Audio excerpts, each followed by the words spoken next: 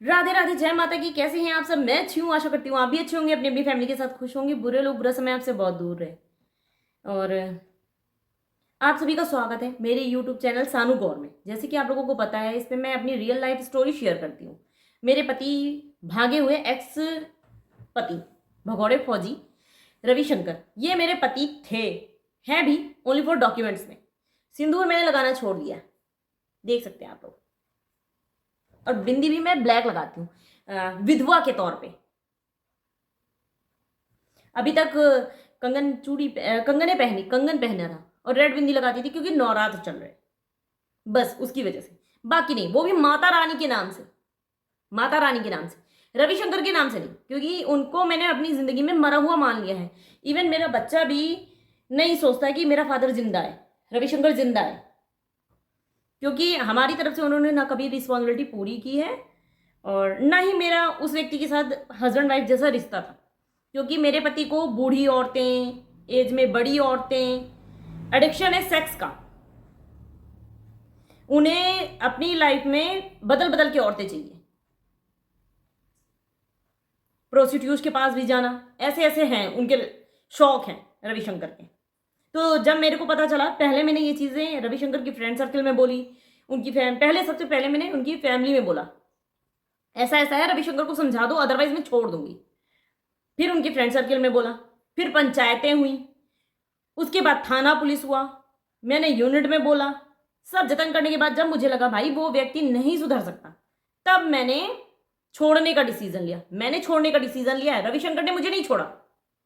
वो आज भी मैं अगर उसको बोलूंगी ना कि हाँ मैं रहना चाहती हूं, तो भाई वो मेरे तलवे चाट लेगा पैर के। ठीक है? तो जिनको लग रहा है कि रवि ने मुझे छोड़ा है, नहीं नहीं, मैंने रवि को छोड़ा है। क्योंकि उन्हें लत है शराब और लौंडियाबाजी की।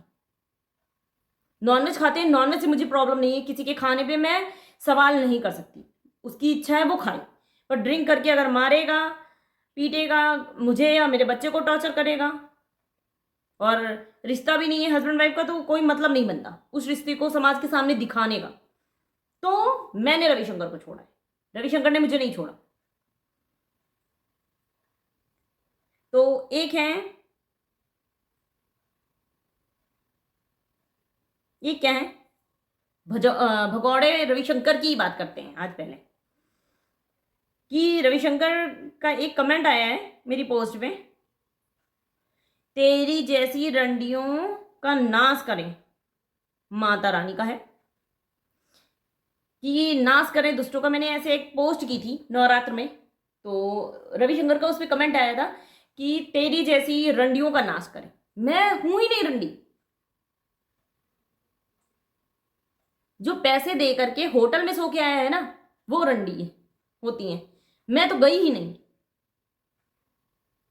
और मेरे को जब अगर करना ही होगा ना, तो मैं किसी से सीना ठोक के शादी कर लूंगी, एक इंसान देख करके। सब धरती पे तुम जैसे टुच्चे टाइप के नहीं होते, कोई अच्छे भी होते। फिलहाल तो मेरा कोई मूड ही नहीं है इसके लिए। और तेरी जैसी रंडियों का नाश करे, तो मेरी जैसी नहीं, सुनीता जैसी, चंदा जैसी, और समा जैसी, गोमती नगर वालियों की जैसी, सरस्वती जैसी, ऐसी औरतों का नाश होना चाहिए, जो दूसरी औरत का घर बर्बाद करती हैं। और सबसे पहले तो भाई तुम जैसे मर्दों का नाश होना चाहिए। धरती पर से ऐसे मर्दों का नामो निशान मिट जाना चाहिए, जो औरत की जिंदगी से सिर्फ खिलवाड़ करते हैं।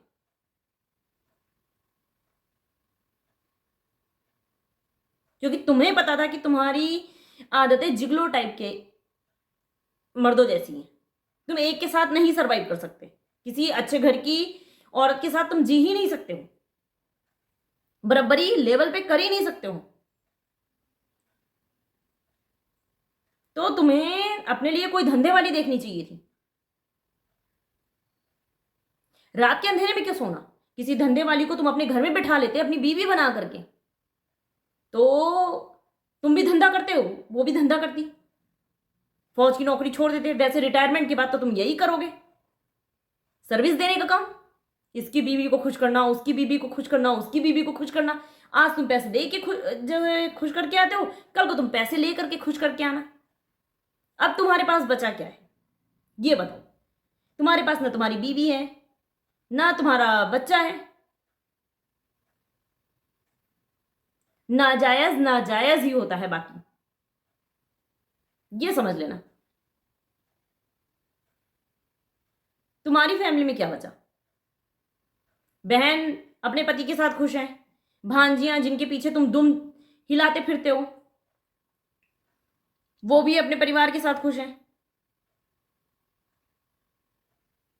कौन है तुम्हारा?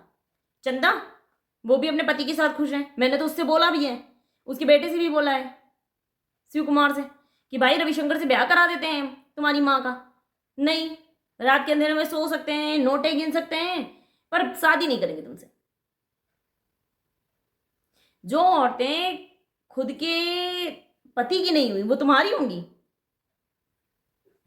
मजाक है एकदम भाई।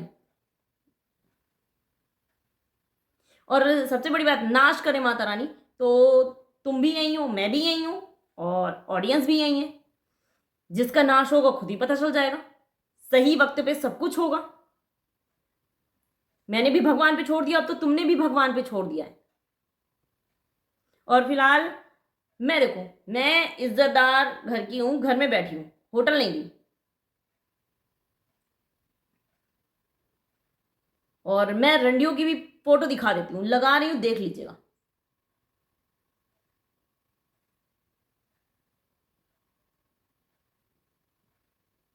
मैं इनका थोबड़ा नहीं दिखा सकती क्लियर क्लियर, क्योंकि यूट्यूब की पॉलिसी है कि हम फेस रिवील नहीं कर सकते। नहीं तो मेरी तो दिली इच्छा है कि मैं फेस रिवील कर दूं। और रविशंकर के मोबाइल से इतने नंबर मेरे को मिले हैं ना, रंडियों के इतने नंबर मिले हैं प्रोस्टिट्यूट्स के, कि मैं क्या ही बताऊं।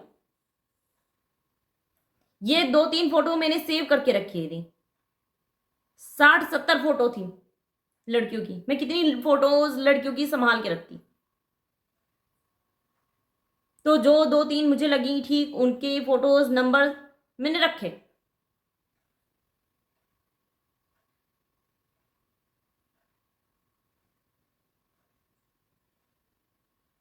और सबसे बड़ी बात भाई, जो इंसान खुद के भाई का सगा नहीं हुआ वो अपने दूसरे के घर की लाइफ बेटी का सगा हो ही नहीं सकता।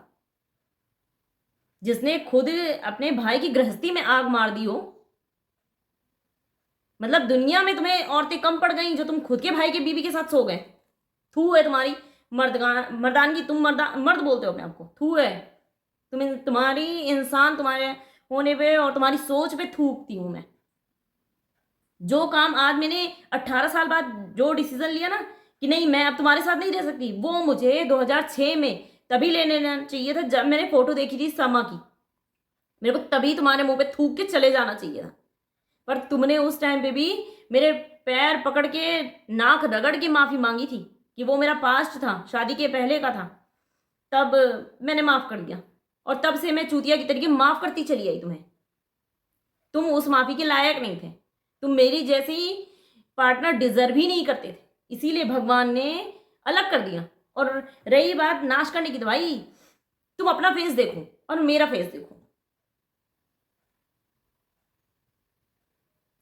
कि अंत किसका शुरू हुआ है। शीशे के सामने खड़े होना और फिर पूछना, जब से तुम मुझे छोड़ के गए हो मैं दिन ब दिन अच्छी होती चली जा रही हूं, मैं खुश रहती हूं, मैं रोती भी नहीं हूं, मेरे को टेंशन भी नहीं रहती। और तुम अपने आप को देखो, तुम्हारे पास पैसा है, तुम्हारे पास वो सारी प्रोस्टिट्यूट्स है अब भी, पर तुम्हारे पास वो सुकून नहीं है। तभी तुम्हें थाने में भी जाके रोना पड़ा कि इस एज में मुझे कौन रखेगा अपने पास, कौन मुझे खाना देगा। अब भी तुम्हें नहीं समझ में आया कि नाश किसका हो रहा है। मैं अपने बच्चे के साथ खुश हूं, और माता रानी ने चाहा तो आगे मेरी जिंदगी बहुत ही अच्छी होगी। मैं तुम्हारे जैसे इंसान से और उस फैमिली से, उस गंदी नीच फैमिली से दूर हूं, ये मेरे लिए बहुत अच्छा है। और सबसे ज्यादा तो एक व्यक्ति के लिए ये बड़ी बात होती है, एक मर्द के लिए, कि उसके जीते जी उसकी बीवी ने खुद को विधवा मान लिया है। ना हाथ में कंगन, न मांग में सिंदूर, न गले में मंगलसूत्र। मैं तो अच्छे से रह रही हूं, सिंगल लाइफ बेस्ट है। और माता रानी से आपने बोला है ना कि माता रानी रंडियों का नाश करें। माता रानी सच में गलत औरतों का नाश करते हैं। जैसे इस धरती पर से कुछ जानवर विलुप्त हो गए ना, उनकी प्रजाति ही खत्म हो गई, वैसे ही धोखा देने वाले व्यक्ति भी खत्म हो जाए सारे। सिर्फ अच्छे व्यक्ति बचे, भगवान को मानने वाले बचे। ये असुर प्रवृत्ति के जो व्यक्ति होते हैं ना, उनका नामो निशान मिट जाए, तो शायद फिर से धरती पर राम राज्य आ जाएगा।